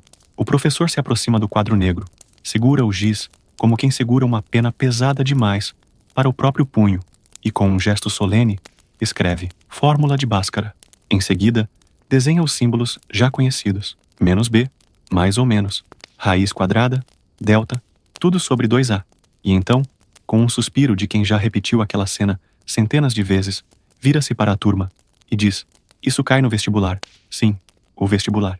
Essa instituição brasileira tão antiga quanto as filas no banco e tão temida quanto as segundas-feiras chuvosas. O vestibular é, para muitos, a grande razão de existir da fórmula de Bhaskara no ensino médio. Não que ela não tenha aplicações práticas, já discutidas em blocos anteriores desta nossa narrativa sonolenta e interminável, mas, no contexto brasileiro, ela se transformou, sobretudo, em um símbolo do que significa enfrentar esse grande exame nacional, um rito de passagem que separa, de maneira abrupta e definitiva, a vida escolar da vida adulta.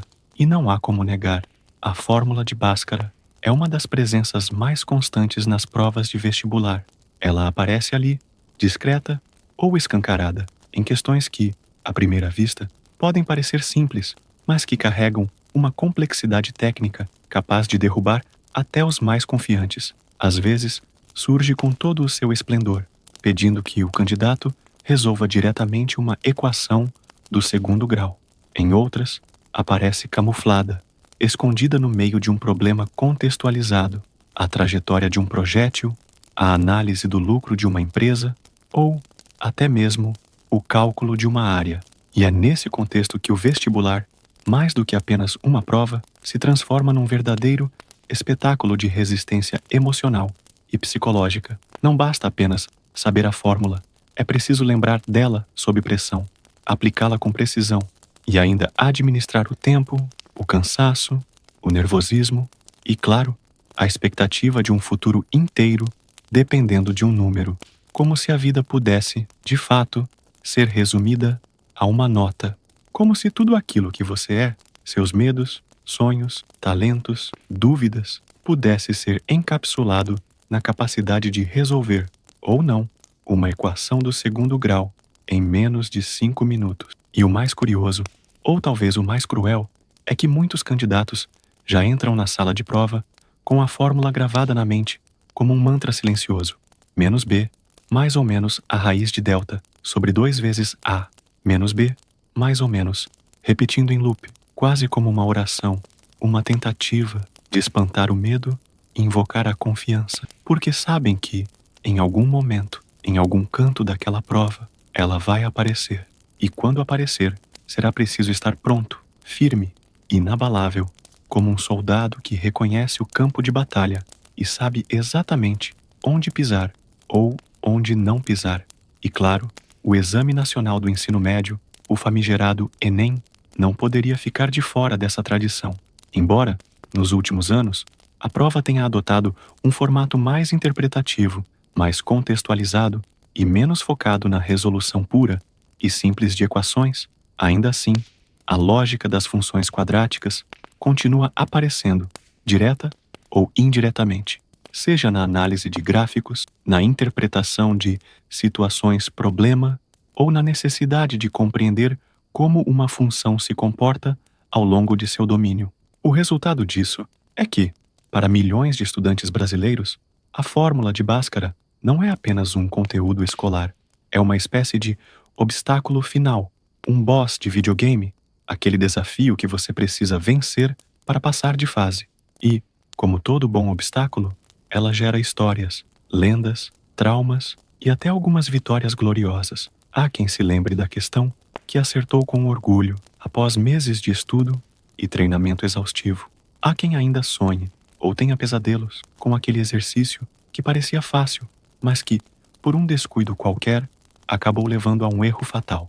E assim, a fórmula se inscreve na memória coletiva, não apenas como um conteúdo, mas como uma experiência emocional intensa. Há, inclusive, quem defenda que o vestibular é, mais do que um exame de conhecimentos, uma prova de resistência psicológica. E, nesse sentido, a fórmula de Bhaskara funciona como uma espécie de símbolo maior, exige método, disciplina, atenção aos detalhes e, acima de tudo, uma capacidade quase sobre-humana de manter a calma sob pressão.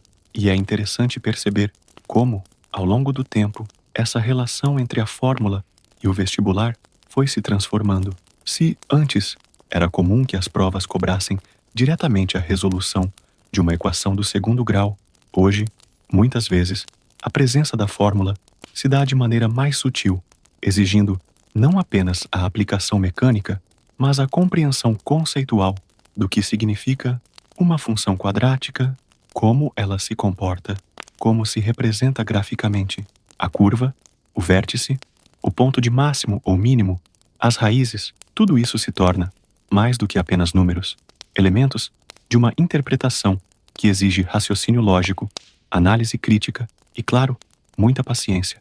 E aqui reside mais uma das ironias deliciosamente entediantes desta nossa narrativa. Mesmo que muitos estudantes reclamem, protestem e até façam piadas sobre a inutilidade da fórmula, no fundo, sabem que ela é, ao menos para o vestibular, absolutamente necessária.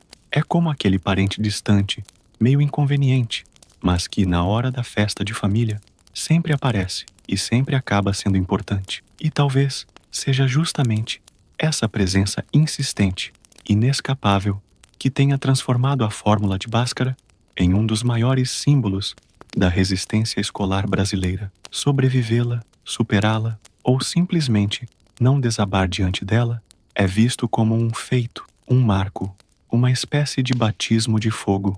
E claro, isso se reflete na cultura, nos memes, nas conversas, nas redes sociais. Passei no vestibular e acertei a questão de Bhaskara. São, muitas vezes, expressões intercambiáveis, como se uma implicasse inevitavelmente a outra. E como toda tradição, ela vai se perpetuando, se adaptando, mas nunca desaparecendo completamente. Talvez, no futuro, com a evolução dos métodos pedagógicos, das tecnologias educacionais e das abordagens de avaliação, a fórmula de Bhaskara perca um pouco desse protagonismo. Talvez, mas, até lá, continuará firme, silenciosa, imponente, como sempre esteve, aguardando o próximo estudante que, com lápis trêmulo e respiração acelerada, ousará desafiá-la. E enquanto isso não acontece, você pode, tranquilamente, seguir ouvindo esta nossa aula boa para dormir, sem precisar se preocupar com provas, com questões disfarçadas ou com aquele frio na barriga que antecede a distribuição das folhas de exame. Aqui, não há cronômetro, não há pontuação, não há classificações, apenas a contemplação serena de uma fórmula que, de tão repetida, se transformou não apenas em conteúdo, mas em símbolo, em metáfora, em experiência coletiva. E assim seguimos, lentamente, nesta narrativa que, como a própria fórmula de Bhaskara, não tem pressa de chegar ao resultado, mas apenas de seguir, passo a passo, símbolo a símbolo, contemplando, com toda a monotonia necessária, a beleza silenciosa daquilo, que para muitos foi um obstáculo, mas que para todos será sempre uma memória algébrica, uma memória cultural e, quem sabe, uma memória que, agora, embalada pela cadência hipnótica desta voz, vai se diluindo suavemente, como a própria consciência, que aos poucos vai deixando de lutar contra o sono e se entrega, finalmente, ao descanso profundo, sem que para isso precise resolver absolutamente nenhuma equação. A fórmula de Bhaskara, embora frequentemente lembrada como um mecanismo frio, mecânico e até um pouco cruel, é na verdade um convite silencioso a filosofia. E como todo convite filosófico, raramente é aceito por quem está com pressa, aflito ou simplesmente tentando não reprovar na próxima prova de matemática. Mas aqui, nesta nossa aula boa para dormir, onde não há pressa, nem necessidade de demonstrar competência, podemos, tranquilamente, nos permitir essa contemplação, o que, afinal, representa essa fórmula, para além dos números, das letras e do mais ou menos, que insiste em pairar entre duas soluções? Em sua essência, a fórmula de Bhaskara é um processo de busca.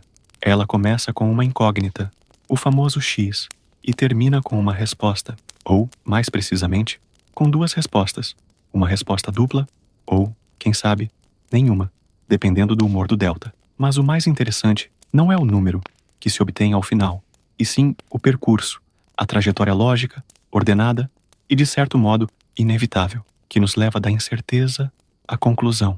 É, de certo modo, um roteiro existencial, um modelo matemático do que significa buscar, investigar, tentar encontrar um sentido. Pense bem, toda a equação do segundo grau começa com uma pergunta implícita, um enigma silencioso. Qual é o valor de X? E, a partir desse mistério, estabelece-se uma sequência de etapas, um procedimento estruturado que, se seguido corretamente, inevitavelmente leva à solução. Não há espaço para desvios ou atalhos, nem para improvisos criativos. A lógica é implacável, rigorosa e, ao mesmo tempo, tranquilizadora, porque, diferente das questões existenciais que nos assolam, como o sentido da vida, o propósito da existência ou a escolha entre pizza ou hambúrguer no jantar, a equação quadrática sempre terá uma resposta objetiva, clara, inegociável, mesmo que essa resposta seja: não há solução real. E, nesse sentido, a fórmula de Bhaskara representa a ideia de ordem em meio ao caos. O caos inicial de uma equação aparentemente insolúvel, cheia de símbolos, números, incógnitas, se transforma, passo a passo, numa solução exata. É como organizar um quarto bagunçado. Primeiro, você identifica o que está fora do lugar. Depois, agrupa, organiza, classifica e, ao final, contempla satisfeito a ordem restaurada. A diferença, claro, é que a equação não se bagunça sozinha. Ela já nasce assim, complexa, desafiadora, exigindo de quem a resolve não apenas habilidade, mas também paciência, método e uma confiança quase ingênua de que o esforço será recompensado. Essa busca por ordem, estrutura e lógica é essencialmente o que move a filosofia desde sempre, desde que os primeiros pensadores se perguntaram sobre a natureza do universo e tentaram, com suas limitações e recursos rudimentares, encontrar padrões, estabelecer leis, criar modelos que pudessem explicar o que parecia inicialmente inexplicável. E o que é a fórmula de Bhaskara, se não exatamente isso? Um modelo que nos permite compreender e resolver uma situação que, à primeira vista, parece insolúvel. Há, ainda, um outro aspecto filosófico interessante na fórmula: a ideia de que, para cada problema, podem existir múltiplas soluções.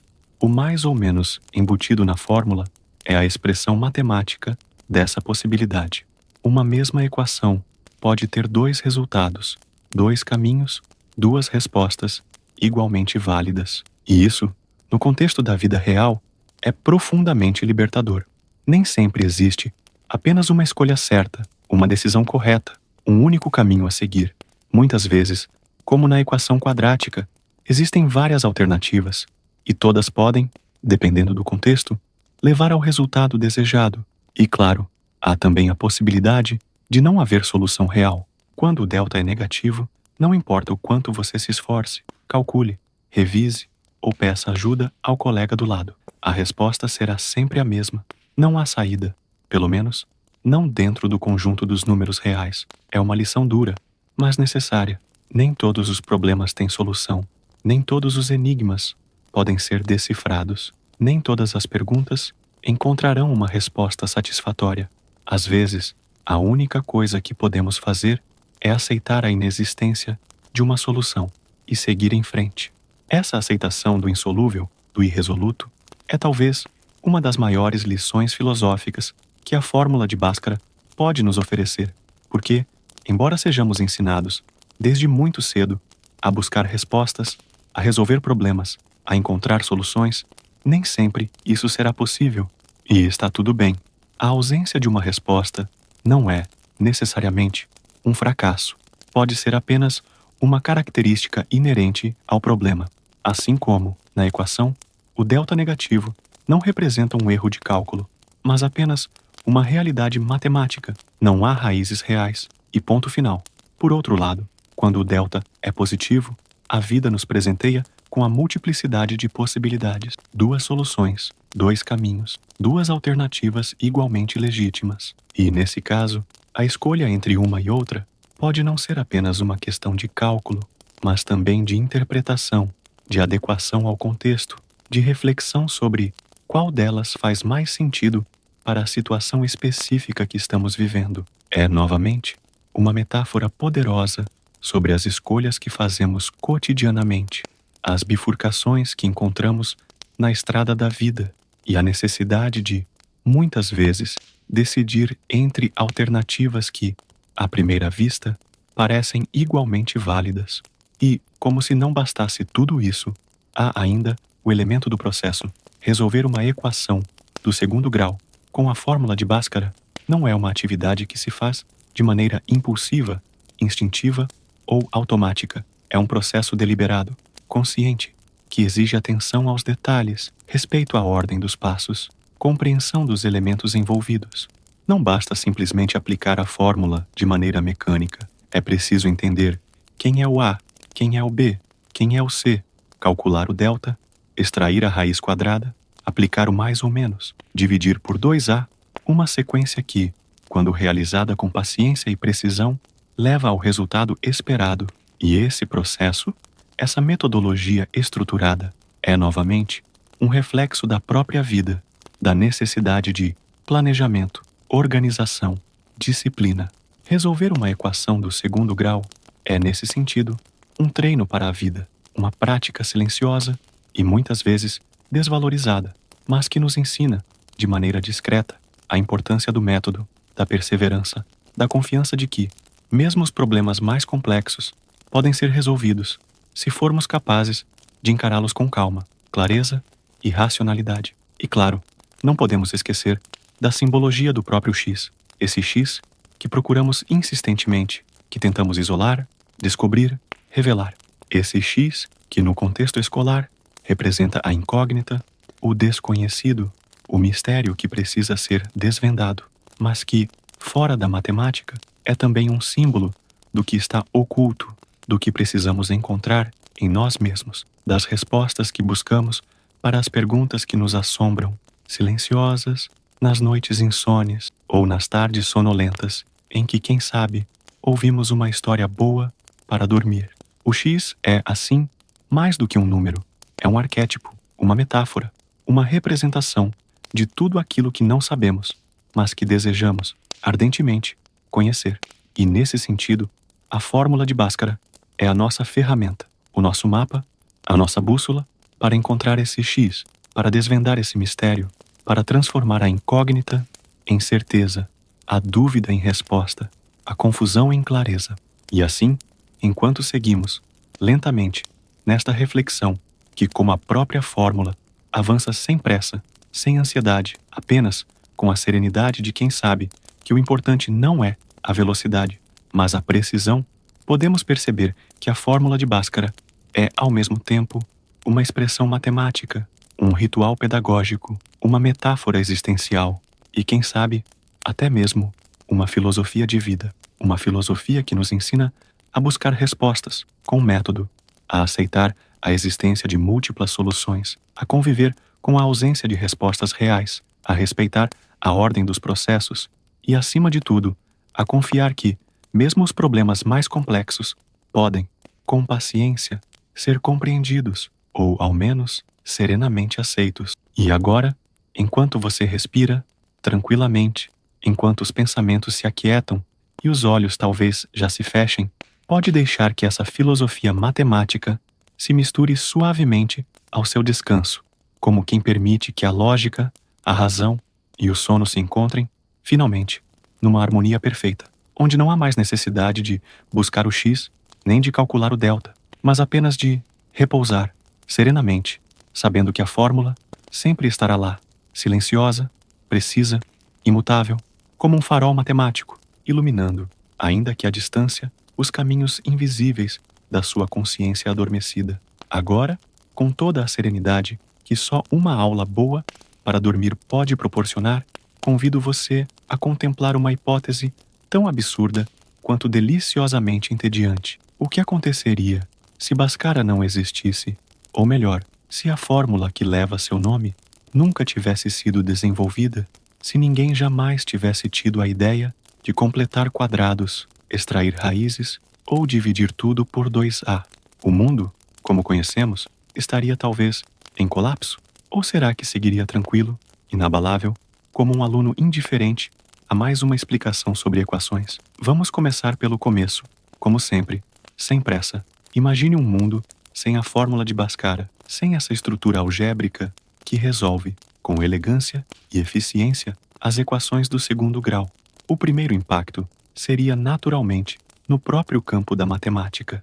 Sem a fórmula, resolver essas equações seria uma tarefa imensamente mais trabalhosa, feita à base de tentativas, erros e métodos geométricos primitivos. Talvez ainda estivéssemos presos aos diagramas da Grécia Antiga, rabiscando quadrados e retângulos em tábuas de argila, tentando, com desenhos, alcançar o que hoje alcançamos com alguns minutos de cálculo e, como consequência direta, o desenvolvimento da matemática, como um todo, seria mais lento, mais hesitante, mais inseguro. Sem uma ferramenta padrão para resolver um dos tipos mais fundamentais de equações, os matemáticos estariam sempre esbarrando em limitações técnicas, impedidos de avançar para campos mais complexos. A álgebra, essa linguagem abstrata que permite modelar fenômenos, prever comportamentos e construir teorias, seria uma ciência menos poderosa, menos abrangente, menos eficiente. Mas não para por aí. Se a matemática sofre, as ciências aplicadas também sofrem. Sem a capacidade de resolver equações do segundo grau de maneira sistemática, a engenharia enfrentaria sérias dificuldades. Imagine um engenheiro diante do projeto de uma ponte, de um prédio ou de uma barragem, sem uma ferramenta confiável para calcular forças, tensões, resistências. As estruturas seriam projetadas, quem sabe, com base na intuição, na experiência empírica ou em modelos aproximados, mas sempre com uma margem de erro muito maior. E como sabemos, em engenharia, margem de erro pode significar desabamento. Assim, cidades inteiras talvez fossem diferentes, com prédios mais baixos, pontes mais curtas, estruturas mais simples. O desenvolvimento urbano estaria limitado pela insegurança matemática, pela incapacidade de modelar com precisão as variáveis envolvidas na construção civil. Talvez o próprio conceito de arranha-céu fosse impensável e nossas metrópoles fossem um amontoado de casas térreas, evitando, prudentemente, os riscos que não poderiam ser calculados, e o impacto se estenderia ainda mais. A física, essa ciência que descreve o movimento dos corpos, as interações das forças e os fenômenos naturais, também se apoia, frequentemente, em modelos que envolvem funções quadráticas. Sem a fórmula de Bhaskara, muitas das equações fundamentais da cinemática, aquelas que você, talvez, já ouviu falar, como a equação de Torricelli, seriam resolvidas de maneira mais precária, mais lenta, mais limitada. O estudo das trajetórias parabólicas, por exemplo, ficaria comprometido. Jogar uma bola, lançar um foguete, projetar um satélite. Tudo isso se tornaria uma aventura mais incerta, mais arriscada, mais sujeita ao acaso. E claro, a tecnologia, essa extensão quase invisível da nossa existência contemporânea, seria profundamente afetada. Computadores, softwares, algoritmos, todos eles, de alguma forma, dependem da matemática, da álgebra, da modelagem de fenômenos, através de funções. Sem a fórmula de Bhaskara, a base sobre a qual muitos desses sistemas foram construídos estaria fragilizada. Talvez os computadores tivessem demorado mais para surgir, talvez fossem menos potentes, talvez nem sequer existissem na forma como os conhecemos. Pense, por exemplo, nos gráficos que aparecem na tela do seu celular quando você joga aquele jogo que adora, ou quando assiste a um filme cheio de efeitos especiais. Grande parte dessas imagens é produzida através de modelagens matemáticas que, invariavelmente, passam por funções quadráticas. A movimentação de personagens, a simulação de explosões, a projeção de sombras e luzes, tudo isso, de algum modo, se apoia na lógica que a fórmula de Bhaskara tornou simples e acessível.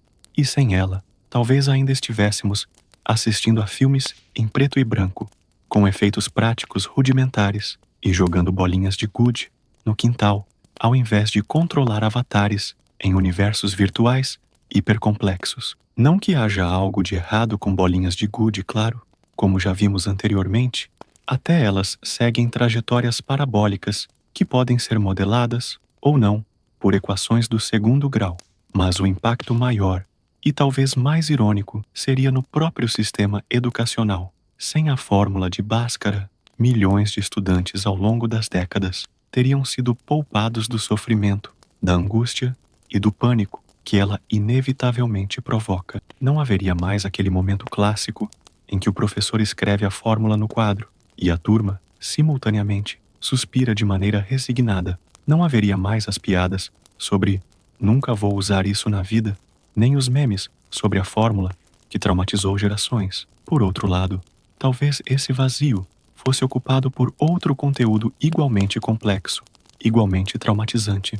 Porque, no fim das contas, o sistema educacional sempre encontra uma maneira de introduzir desafios, obstáculos e, claro, traumas pedagógicos. Talvez, sem Bhaskara, fosse a vez da trigonometria ocupar esse espaço com seus senos, cossenos e tangentes, que, como sabemos, também não são exatamente uma festa para a maioria dos estudantes. E assim, paradoxalmente, a ausência da fórmula de Bhaskara poderia gerar tanto alívio quanto perda. Alívio, porque menos pessoas seriam forçadas a memorizar e aplicar uma sequência de operações que, na prática, poucos usarão diretamente no cotidiano. Perda, porque, como já vimos, aprender a fórmula de Bhaskara não é apenas um exercício matemático, mas também um treino para a vida, uma lição sobre método, disciplina, paciência e, sobretudo, a capacidade de enfrentar e superar desafios. E há ainda um outro aspecto que não podemos ignorar: o impacto cultural. A fórmula de Bhaskara é hoje um elemento presente no imaginário coletivo, um símbolo que ultrapassa a sala de aula e se inscreve na cultura popular, nas piadas, nos memes, nos relatos de estudantes que compartilham solidariamente a experiência comum de tê-la enfrentado e, na maioria das vezes, sobrevivido. Sem ela, talvez perdêssemos esse ponto de conexão, esse elemento que, de maneira quase inconsciente, une pessoas de diferentes gerações, lugares e histórias em uma mesma vivência. E assim, como em todo cenário hipotético que se preze, a conclusão é, inevitavelmente, ambígua.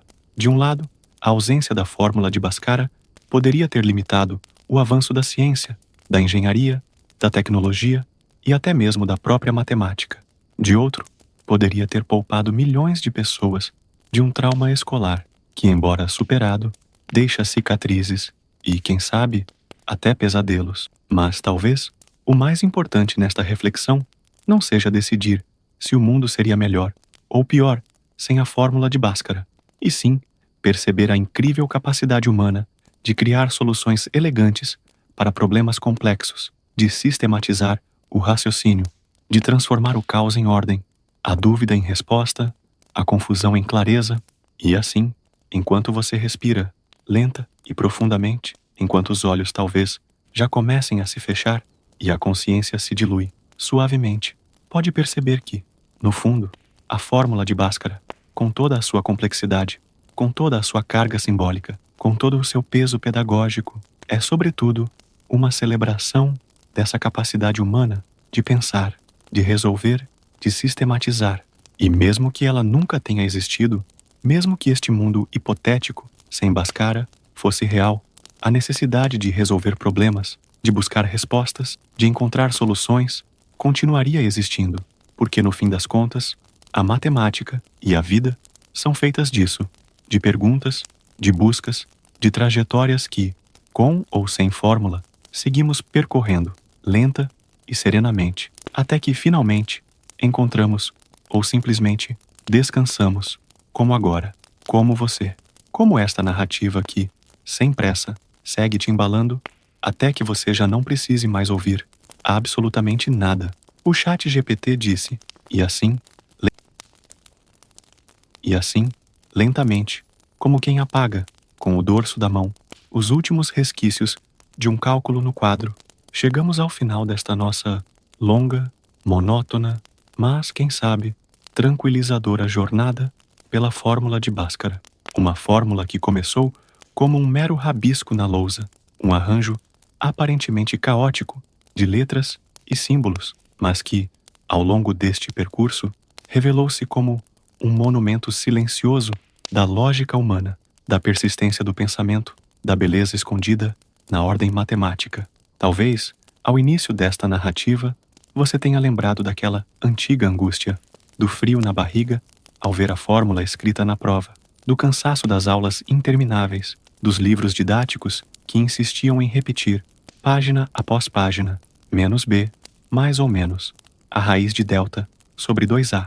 Mas agora, neste ponto em que sua respiração já desacelera e a mente talvez já oscile entre a vigília e o sono, pode perceber que a fórmula de Bhaskara é, mais do que uma ferramenta de cálculo, uma metáfora sutil sobre a vida, sobre os caminhos que se bifurcam, sobre as respostas que podem, ou não, existir, sobre a beleza escondida na estrutura das coisas. E claro, como não poderia deixar de ser, sobre a paciência necessária para enfrentar, com serenidade, os desafios que nos parecem, inicialmente, insolúveis, porque, como vimos, nem toda a equação tem solução real, nem toda a trajetória é previsível, nem toda parábola cruza o eixo que gostaríamos. E está tudo bem. O importante, talvez, não seja sempre encontrar o RIS, mas saber que existem métodos, fórmulas, procedimentos que podem nos ajudar a pelo menos tentar. E, se não encontrarmos, se o delta for negativo, se a raiz não existir, ainda assim, a fórmula estará lá, silenciosa, inalterada, oferecendo, quem sabe, não a resposta, mas o conforto de uma estrutura que sempre estará disponível, pronta para ser aplicada, sempre igual, sempre fiel, sempre previsível, algo raro num mundo tão frequentemente caótico e imprevisível.